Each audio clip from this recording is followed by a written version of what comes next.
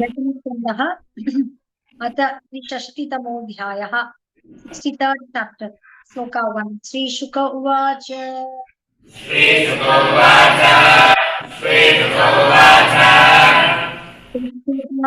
निरुद्धम्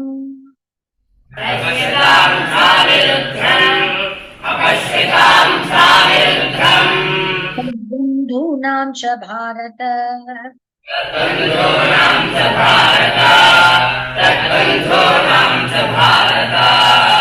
चत्वारो वार्षिका मासा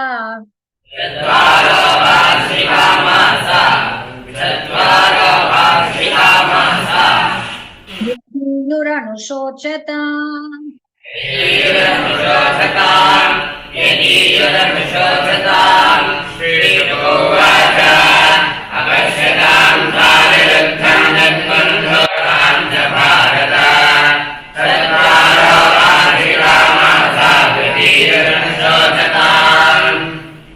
नारदादुपाकर्ण्य वार्तां बद्धस्य कर्म च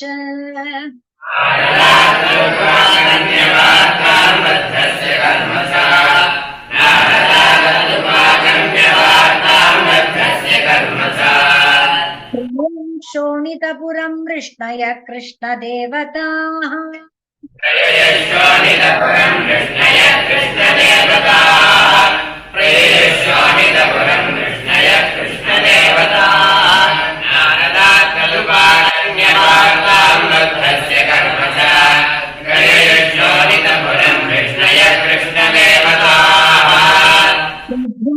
युयुधानश्च गदः साम्बोध सारणः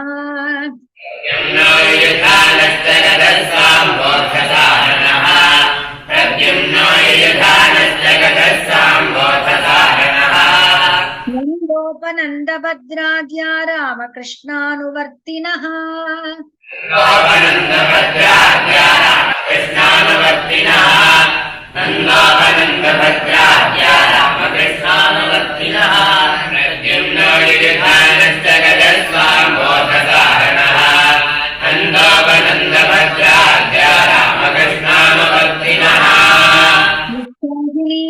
द्वादशभिः समेता सर्वतो दिशम्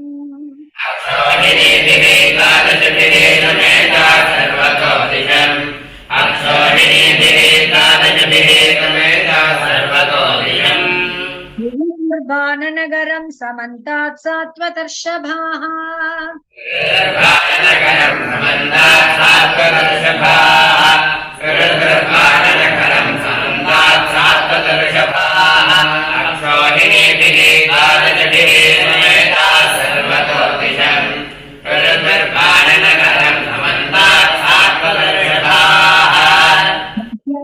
पुरोध्यान प्राकाराट्टालगोपुरम्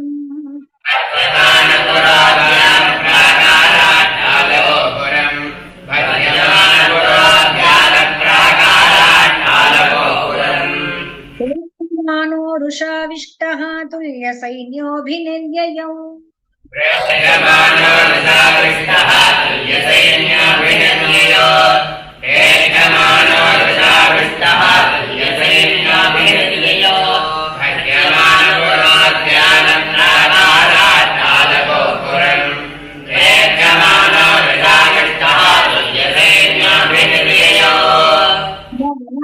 भगवान् रुद्रः ससुतैः प्रमथैर्वृतः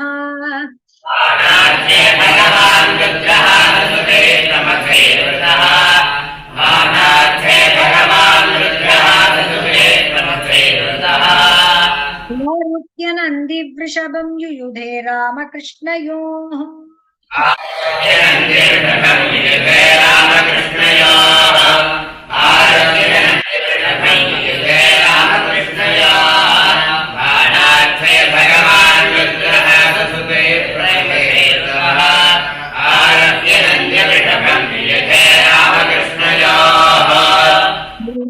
सुतुमुलं युद्धम् अद्भुतं रोमहर्षणम्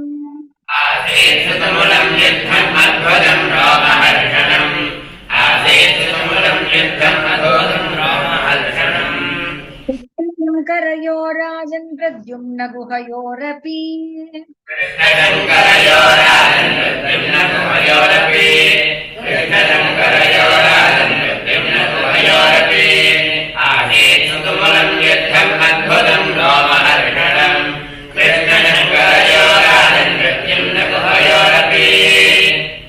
भाण्डकूपकर्णाभ्यां बलेन सह संयुगः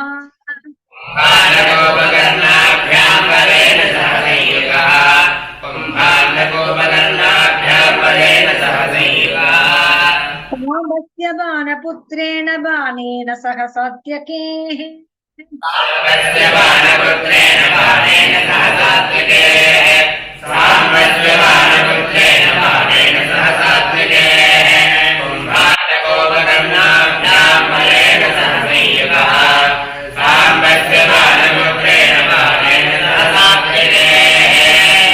ब्रह्मादयः सुराधीशा मुनयः सिद्धचारणाः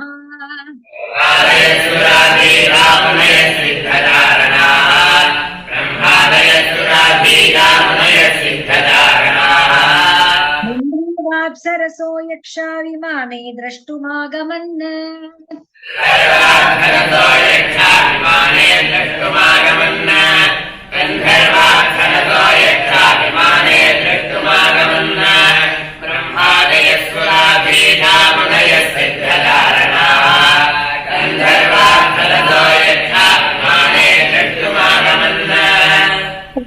अनुचरा चौरिः भूतः प्रमथ गुह्यकान्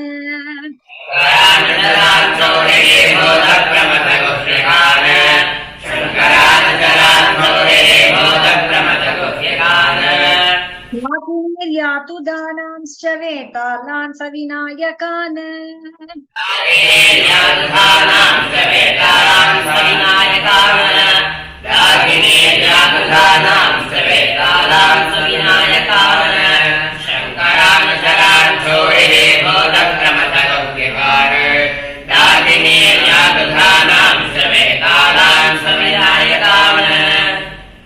मातृपिशाचांश्च कूष्माण्डान् ब्रह्म राक्षसान्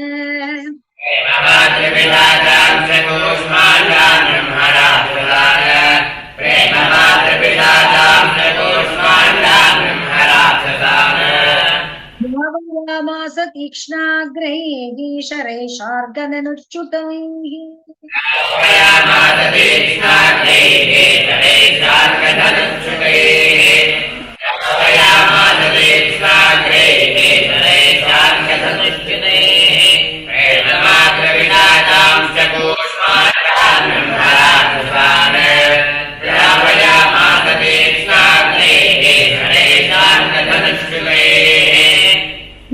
इदानि प्रायुङ्क्त पिनाक्यस्त्राणि शार्गिने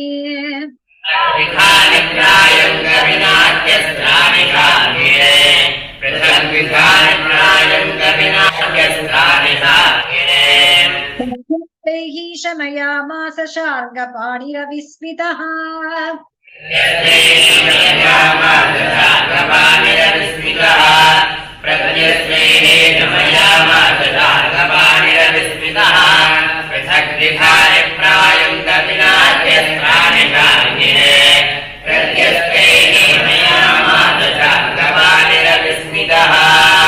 ब्रह्मास्त्रस्य च ब्रह्मास्त्रं वायुवस्य च पार्वतम्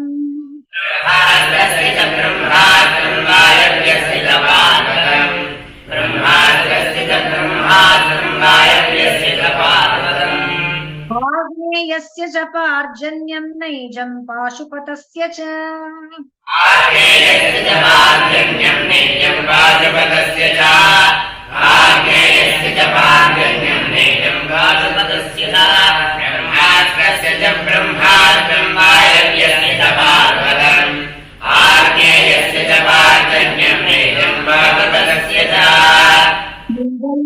तु गिरिशं जृम्भनास्त्रेण जृम्भितम्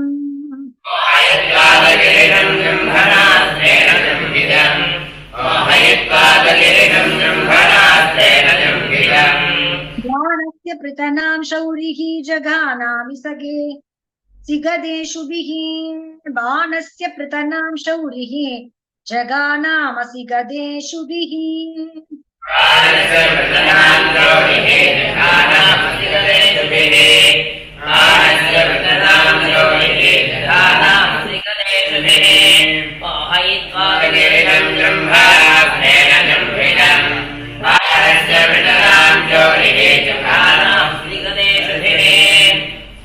स्कन्दः प्रद्युम्न बाणयुगैः अध्यमानः समन्ततः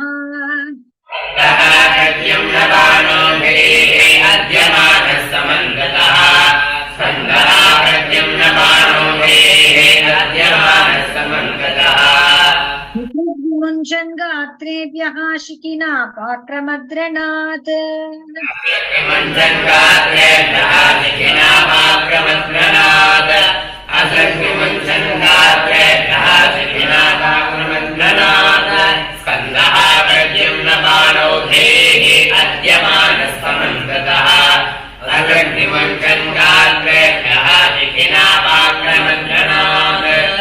कुम्भाण्डकूपकर्णश्च पेततुर्मुसलार्दितौ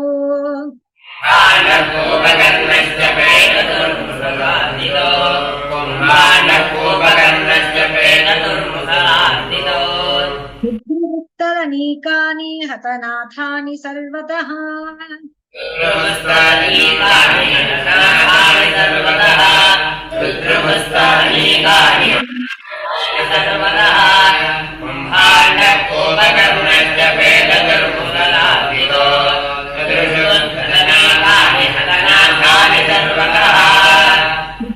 ूयमानं स्वबलं दृष्ट्वा बाणोऽत्यमर्शनः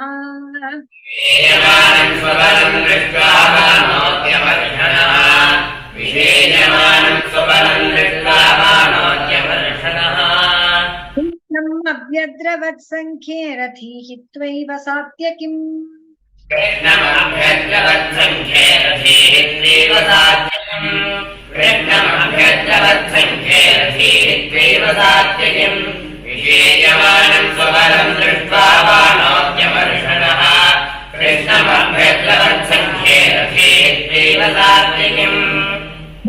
व्याकृष्य युगपत् बाणः पञ्चशतानि वै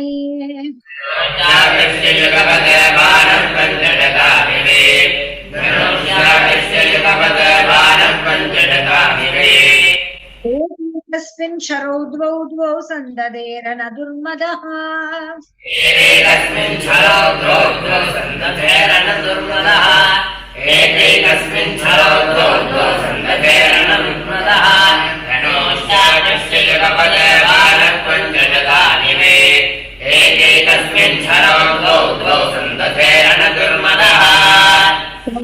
छेद भगवान्दनु श्रीयुगपद्धरिः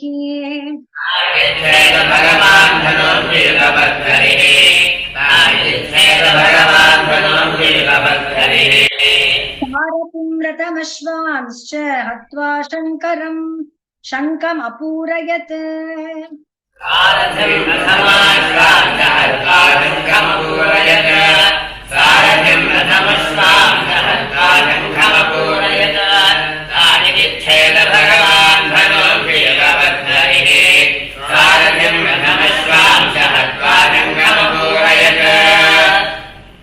माता कोटरा नाम नग्ना मुक्तशिरोरुहा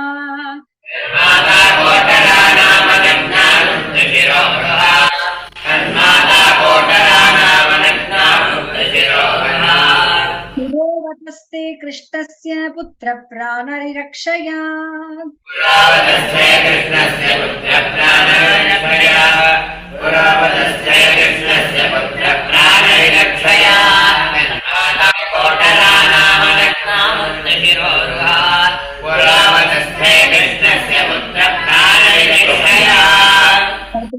यज्मुखो नग्नाम् अनिवीक्षन् गदाग्रजः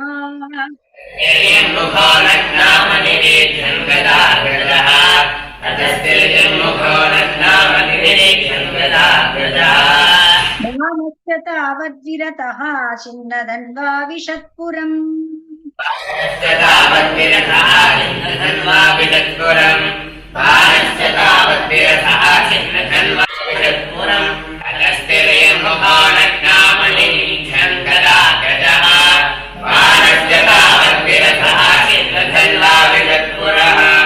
निद्राविते भूतगणे ज्वरस्तु त्रिशिरास्त्रिपात्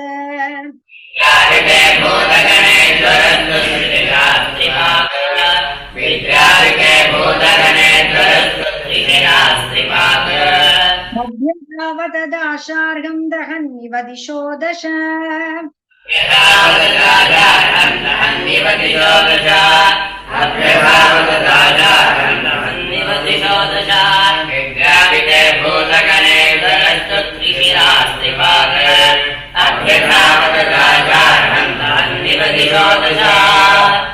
नारायणो देवः तं दृष्ट्वा व्यसृजज्वरम्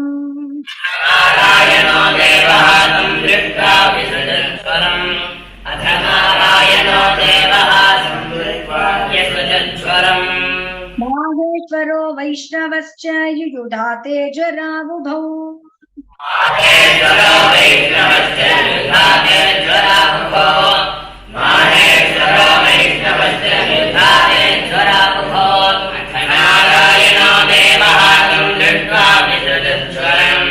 माहेश्वरो वैष्णवश्च युयुधाते ज्वरावुभौ माहेश्वरः समाक्रन्दन् वैष्णवेन बलार्दितः माहेश्वरः समाक्रन्दन् वैष्णवेन बलार्दितः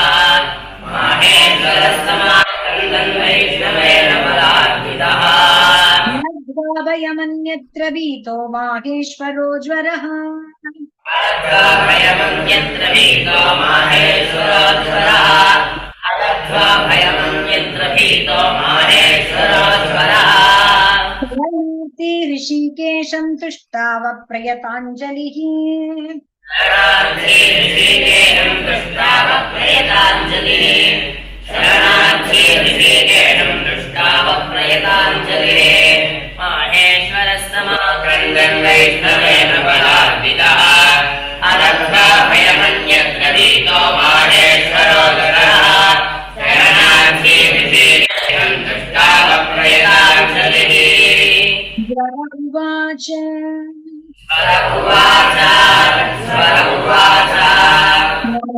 त्वानन्तशक्तिं परेशम् नमामि त्वानन्तशक्तिं परेशम् नमामि त्वानन्तशक्तिं परेशम् सर्वात्मानं केवलं यप्तिमात्रम् सर्वात्मानं केवलं यप्तिमात्रम् सर्वात्मानं केवलं यप्तिमात्रम् विश्वोत्पत्तिस्थानसंरोधयेतुम् विश्वोत्पत्तिस्थानसंरोधहेतुम् विश्वोत्पत्तिस्थानसंरोधहेतुम् ब्रह्म ब्रह्मलिङ्गं प्रशान्तम् ब्रह्म ब्रह्मलिङ्गं प्रशान्तम्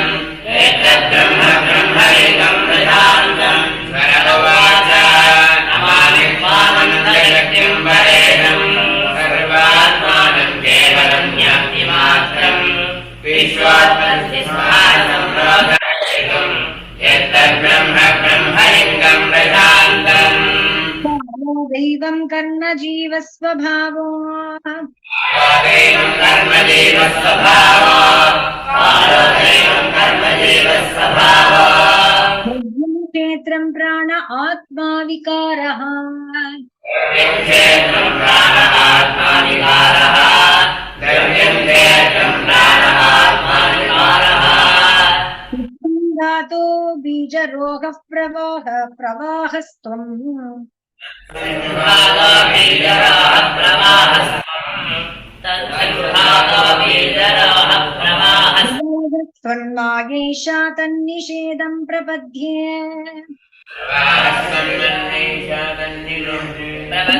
गातो बीजरोग प्रवाहस्त्वन्मागेशा तन्निषेधं प्रपद्ये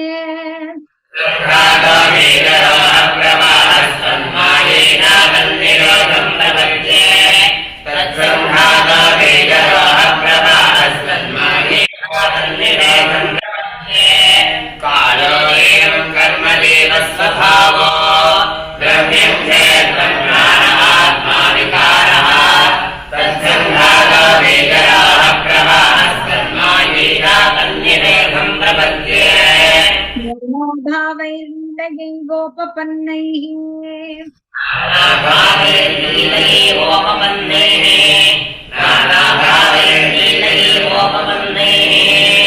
देवान् साधून् लोकसेतून् बिभर्षि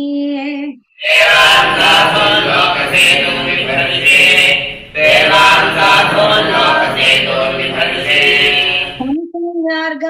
हिंसया वर्तमानान् हिंसया वर्तमानान् नैतत्ते भारहाराय भूमेः जन्मैतत्ते भारहाराय भूमेः जन्मैतत्ते भारहाराय भूमेः नानाभावे लीलयेवोपपन्नैः देवान् साधून् लोकसेतून् विभर्षे हंसन्मार्गान् हिंसया वर्तमानान् जन्मैतत्ते भारहाराय भूमेः तप्तोऽहं ते तेजसा दुस्सहेन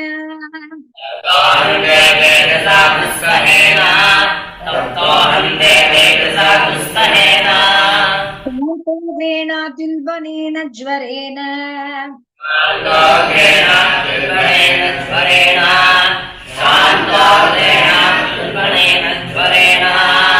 तावत्तापो देहिनां तेऽङ्घ्रिमूलम्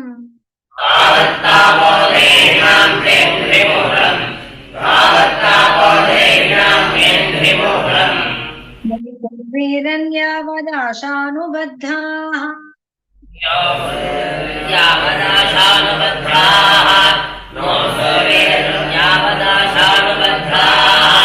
तप्तोऽहन्ते तेजसा विस्वरेण शान्तोऽग्रेणातिल्बनेन ज्वरेण तावत्तापो देहिनां तेऽङ्घ्रिमूलम् नो सेवेरन्यावदाशानुबद्धाः भगवानुवाच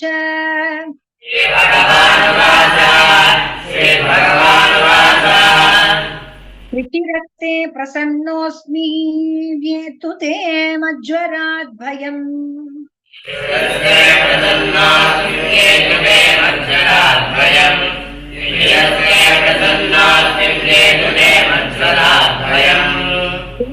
स्मरति संवादं तस्य तु अन्न भवेत् भयम्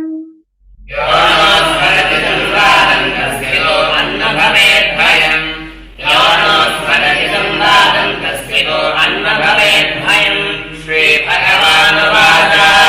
प्रीतिरस्ते प्रसन्नोऽस्मिन् येतु मे मज्वरात् भयम् यो न स्मरति संवादं तस्य तु अन्न भवेत् भयम् यच्चित्तोऽच्युतमानन्य गतो माहेश्वरो ज्वरः यतोऽच्युतमानन्यगतो माहेश्वरो ज्वरः नित्युक्तोऽच्युतमानन्यगतो माहेश्वरो ज्वरः बाणस्तु रथमारूढः प्रागाद्योत्स्यञ्जनार्दनम् बाणस्तुरथमारूढः प्रागाद्योत्स्यञ्जनार्दनम् बाणस्तुरथमारूढः प्रागाद्योत्स्यञ्जनार्दनम् नित्युक्तोऽच्युतमानन्यगतो माहेश्वरो ज्वरः बाणस्तुरथमारूढः प्रागाद्योत्स्यञ्जनार्दनम् बाहुसहस्रेण नानायुधधरोऽसुरः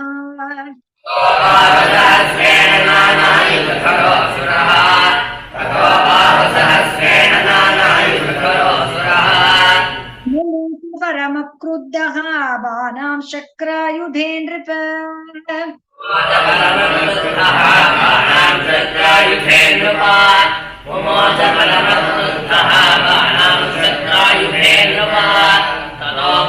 सहस्रेण नानायुधरोऽसुरः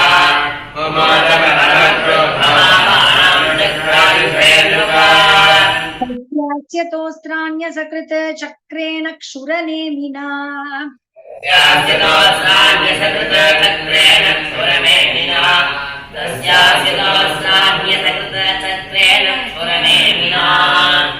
भेद भगवान् बाहुं शाखा इव वनस्पतेः